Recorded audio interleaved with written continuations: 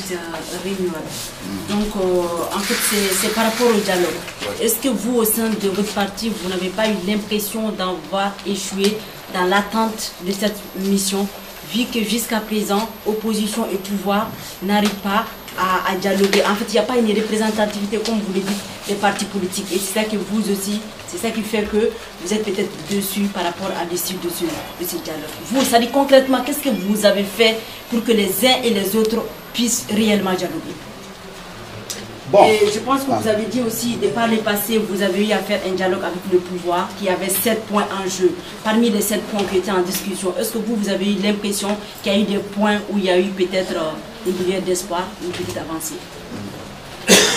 Bon, par rapport au point que nous avions eu à traiter avec le pouvoir par le passé, il n'y a pas eu d'avancée notable. Pendant 1 an de parcours que nous avons effectué avec le pouvoir, nous n'avons pas eu l'impression que le pouvoir voulait faire un pas dans cette direction. Alors, au bout d'1 an de cohabitation, nous avons été obligés de quitter la majorité. Nous avons fait beaucoup de choses, mais je pense que la chaleur et le temps m'empêchent de m'allonger sur tout. Mais si vous pouvez attendre, parce que je vais revenir sur tous ces problèmes, si vous pouvez attendre, vous allez m'écouter. J'ai beaucoup de choses à dire sur le parcours politique que nous avons eu. Donc toutes les tentatives que nous avons eu à faire pour que l'opposition et la majorité et le pouvoir puissent s'entendre autour, n'est-ce pas, de points consensuels permettant au pays d'avancer. Mais aujourd'hui, ce n'est pas que nous soyons décidés par quoi que ce soit. Il faut comprendre, madame, comme je vous ai dit, nous ne nous faisons plus d'illusions. Nous n'attendons rien, même ce dialogue, même s'il est fait. Ça m'étonnerait que le système en place s'entende sur les mécanismes de sa destruction. Ça m'étonnerait. Mais tout ce qui peut contribuer à élever le débat et à permettre aux gens de se comprendre mieux, l'occasion pour nous de toucher les gens que nous voulons toucher, pour poser les problèmes concrets que nous avons voulu poser, nous participerons à toute discussion à laquelle on nous convie. Mais nous avons dit pour la forme, dans le cadre de ce dialogue, venir aujourd'hui nous mettre en face du pouvoir seul, sans autre témoin, nous estimons que ce n'est pas nécessaire parce que nous l'avions fait par le passé. Pour répondre à votre question. J'ai une question, monsieur le Président. Oui. C'est Radio Nouakchott et de Nouakchott Info. Moi, c'est par rapport à votre réponse. Vous avez dit que vous avez reçu la lettre du Premier ministre. Vous avez aussi reçu la lettre du secrétaire du ministère du secrétaire général, en l'occurrence de la présidence. Comment vous attendez tout ce moment, au moment où aujourd'hui, quand on vous cite dans le site, on dit que AJDMR a participé au dialogue? Pourquoi attendre ce moment pour dire que vous ne participez pas? Vous nous avez parlé de 2011, vous avez participé avec le pouvoir. Pourquoi aussi accepter, tout en sachant que le dialogue ne va pas aboutir et tout en sachant que tous les points que vous avez énumérés, ils ne vont pas le respecter? Ma deuxième question est, par rapport aux détenus de droits de l'homme, on n'a pas vu le parti, sa position. Aussi, vous dites que vous ne vous réclamez pas du pouvoir, vous ne vous réclamez pas de l'opposition. Donc aujourd'hui, vous êtes dans quel camp? Nous, ce n'est pas la position de AJDMR, vraiment par rapport à mon intégration, que je ne sais pas quelle est la position d'AJDMR par rapport au dialogue, par rapport à l'FNDI, parce qu'aujourd'hui, est-ce que l'FNDI vous a convié par rapport à leur journée de concertation? Vous avez pas participé au dialogue. Aujourd'hui, vous nous parlez d'un pays où la situation est critique. Vous nous parlez, voire dire que la Mauritanie part vers un mur. Et ce n'est pas un échec aujourd'hui quand vous dites que Ould Boubacar est la personne parmi les négro-africains qui a posé plus d'actes pour essayer d'arriver à une unité nationale. C'est ces questions que j'avais à poser. Bon, c'est un peu long. Ouais. C'est presque une intervention. D'abord, je rectifie. Je n'ai pas dit Ould Boubacar est le seul négro. Ce n'est pas un négro-africain, Ould Boubacar. C'est un arabe blanc d'abord. J'ai dit que simplement Ould Boubacar a des positions qui dépassent de loin les attentes de certains négro-africains. Par rapport à la solution de la question nationale, j'en ai une certitude et j'en ai une conviction. Ça, c'est d'un. De deux, moi, je crois que si vous le voulez, si vous avez le temps, je vais véritablement faire ma conférence. Ah oui, si vous êtes là, vous passez, ça va pas être tout de suite. Hein. Vous allez attendre. Alors, on y va. Pour comprendre la situation de la Mauritanie, la situation que nous vivons aujourd'hui, il faut repartir depuis 1991 à la création du FLUC, le Front démocratique uni des forces du changement. Comme vous le savez, après l'éviction de Maouya Ossida Metaya, les forces politiques se sont réunies pour créer le FLUC. Je vais vous dire une petite anecdote. Les partis à l'époque qui s'étaient regroupés au sein du FLUC, quand nous, sortis de Walata, nous avions créé un groupe qui s'appelle AMN, Alliance pour une Mauritanie Nouvelle. Nous avons demandé à adhérer au FLUC, qui était composé à l'époque des partis que vous connaissiez. Il y avait tous les autres partis que vous connaissez. Ils ont refusé. Ils ont dit qu'ils ne peuvent pas nous accepter parce que nous sommes des extrémistes. À l'époque, il y avait des négro-africains, de grands négro-africains, qui, malgré la peur que les gens de Walata suscitaient parmi les populations, ont eu le courage de venir nous rejoindre. C'est Yarham Diop Mamadou Amadou d'Issamba Haouye, c'est Bamoud Alassane, c'est Maître Djabira, c'est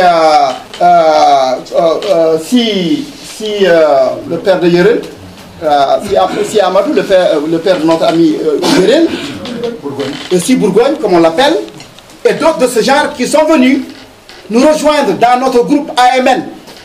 Et nous avions produit ce qu'on appelait la déclaration 402. Une déclaration qui a été signée par 402 personnes. Les imams de mosquée, tout le monde a signé cette déclaration. Pour demander quoi? Pour dire qu'il y a des choses qui ont été très graves qui ont été faites dans ce pays. Avant qu'on ne fasse quoi que ce soit, il faut d'abord les régler. Il s'agissait du passé humanitaire.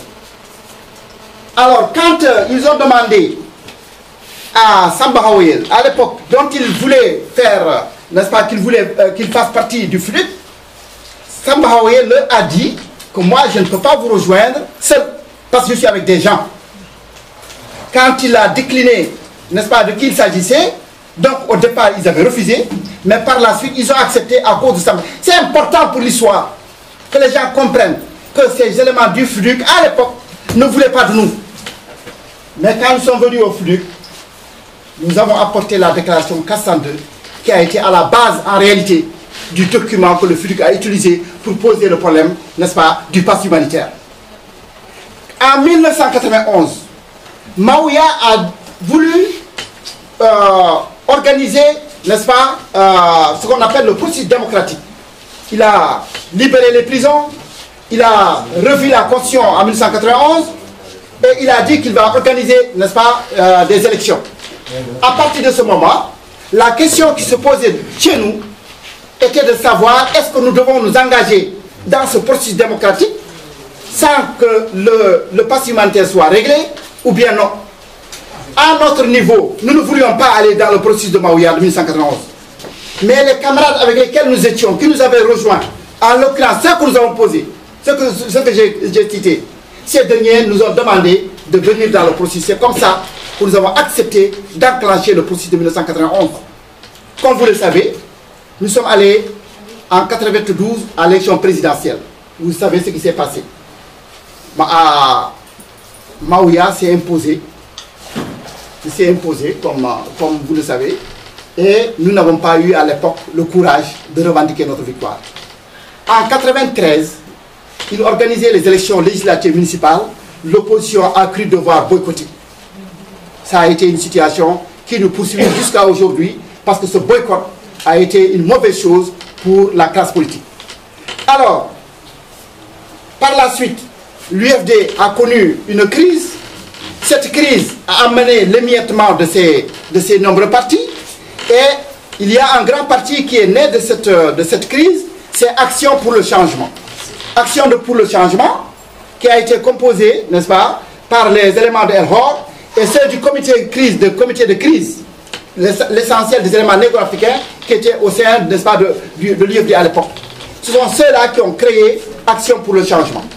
Action pour le changement a joué un très grand rôle dans le pays. pour essayer de poser le problème du pass humanitaire, pour essayer de poser le problème de la question de l'esclavage. L'action de ce parti a été telle que quand nous avons été élus députés à l'Assemblée nationale, à l'époque, c'est à cause de notre discours à l'Assemblée nationale que le parti a été dissous en 2002. Parce que nous avons intervenu à l'Assemblée nationale pour demander, n'est-ce pas, le problème de l'éradication de l'esclavage et le retour des déportés. À l'époque, le pouvoir a dit que c'était des lignes rouges qu'il ne fallait pas dépasser. Le parti a été dissous. Quand le parti a été dissous, finalement, nous avons essayé de reconstruire un autre parti en allant nous intégrer dans l'APP.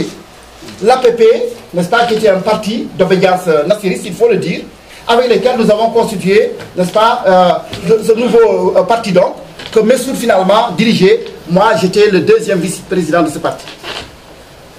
Vous me suivez très bien. Nous sommes maintenant arrivés à l'APP. En 2005, quand il y a eu le coup d'État contre Maouya Ousseini Ahmed Taya, l'APP, dont Messoud était le président, dont moi j'étais le vice-président, le deuxième, avait décidé qu'il n'était pas question de soutenir ces militaires qui viennent de renverser Maouya Ousseini Ahmed Taya s'ils ne règlent pas les problèmes de fond. Elie Mohamed Val, devenu président, a appelé les gens à la présidence. Il leur a dit que nous ne sommes pas venus pour régler les problèmes. Nous sommes venus pour organiser une constitution. Et quand nous aurons fini d'organiser la constitution, nous allons faire des élections. Et le président civil qui sera élu, nous allons lui passer le pouvoir et nous on va quitter. À l'époque, Messoud lui a dit que ce n'était pas possible. Vous les militaires, c'est vous qui avez créé les problèmes de ce pays. Vous ne pouvez pas venir, prendre le pouvoir, donner ça aux civils et rester là à le regarder, sachant qu'il ne sera pas capable de régler ces problèmes. À l'époque, il y avait une grande controverse entre Messoud et Elie Mohamed Val à la présidence. Mais par la suite, tous les autres partis, je dis bien tous les autres partis, à l'exception de l'APP, et c'est important que les gens le comprennent, à l'exception de l'APP, à l'exception de l'AJD ancienne formule, à l'exception du Parti des Verts et d'un parti dirigé par un certain Ould Alioune, il y avait 4 partis, plus le mouvement que je dirigeais, parce que moi je vais sortir de l'APP après, n'est-ce pas, je vais vous expliquer pourquoi. Nous seuls, nous étions contre le soutien, la carte blanche accordée au CMJD, n'est-ce pas, pour organiser le truc, la constitution et pour organiser les élections. Tous les autres, je dis bien tous les autres, avaient dit qu'il faut soutenir les militaires parce qu'ils nous ont débarrassé de Maouya. C'est là où est venu notre premier problème. C'est depuis lors que nous avons buté. Et c'est ça qui nous poursuit jusqu'à aujourd'hui. Ils ont soutenu les militaires. Et l'APP, Messoud aussi les a rejoints. Quand Messoud les a rejoints, c'est à ce moment que moi j'ai démissionné de l'APP. C'est ça l'histoire, elle est là. Et ce sont ces gens-là qui ont les militaires qui combattent aujourd'hui, les militaires qui disent aujourd'hui, c'est eux qui les ont fabriqués. Parce qu'à l'époque, s'ils ne les avaient pas soutenus, s'ils ne les avaient pas aidés, ils n'auraient pas pu faire, n'est-ce pas, long feu. C'est des gens qui sont arrivés au pouvoir, qui n'avaient aucune expérience, qui étaient contestés par le monde entier. Mais ils les ont soutenus. Ils les ont soutenus d'ailleurs mieux que ça. Parce que les militaires n'avaient même pas d'argent pour organiser, n'est-ce pas, ce qu'ils voulaient faire. Il leur fallait aller vers les Européens pour avoir cet argent. Les Européens ont dit, on ne vous donne pas un sou tant que vous ne réglez pas les problèmes qui ont été cités dans la feuille de Bruxelles en 24 points. Alors, qu'est-ce qu'ils ont fait, les militaires? Ils ont dit à l'opposition, venez nous aider. Venez avec nous à Bruxelles, dites aux Européens que cet argent, on en a besoin. Parce que si on a cet argent, on va régler les problèmes après. Mais pour le moment, il faut qu'ils nous donnent cet argent. Ils ont tous pris leur cartable pour accompagner les militaires à Bruxelles. C'est ce qui s'est passé. Alors, quand les militaires sont revenus, quand ils sont revenus avec cet argent, ils ont organisé, ils ont voulu, n'est-ce pas, faire ce qu'on appelle un référendum pour la Constitution. Cette Constitution qu'ils avaient mise en place à l'époque, cette Constitution, c'était la pâle copie de la Constitution de Maouya de 1991, qui ne réglait pas nos problèmes. Et nous avions demandé, nous, qu'il y ait des amendements sérieux. Comme ils n'ont pas accepté, nous avons boycotté la Constitution. Donc, ces mêmes partis que j'ai cités ont boycotté la Constitution. Tous les autres partis l'ont acclamé. C'est cette Constitution qui a permis, effectivement, d'organiser les élections de 2007. Alors, quand ils ont organisé ces élections de 2007, avant même la Constitution, moi j'ai déjà quitté l'APP parce que l'APP a trahi notre ligne. J'ai écrit un article que voici qui s'appelle La transition en dérive. C'est ressaisir. Je l'ai écrit au mois de mai, je crois, 2006. Mois de mai 2006. La transition en dérive. Qu'est-ce que je disais dans cette transition en dérive? Je disais que la transition en dérive, Mohamed Val est en dérive. Elle a lâché la voie. Et que si ces gens organisent une constitution, ils votent une constitution, et qu'ils organisent des élections, le président qui sera élu à partir de là ne pourra pas diriger la Mauritanie. C'est écrit ici. Le président qui sera élu ne pourra pas diriger la Mauritanie. Parce qu'il sera en contradiction avec les militaires qui vont lui poser énormément de problèmes jusqu'à que l'extérieur viendra ici pour les régler. Ça va créer une crise dans le pays. C'est écrit, c'est ici. D'ailleurs, c'est cette même constitution, et je demandais, je disais quoi? Je suggère, en conclusion, je suggère que le CMJD prenne le temps qu'il faut pour régler les problèmes du pays. Car lui seul peut les régler sans trop de difficulté avec ce départ de Maouya qu'il a provoqué. Sinon, son action aura été vaine, en symbiose avec la classe politique, dans le cadre d'un gouvernement d'union nationale de transition et d'un programme concocté en commun.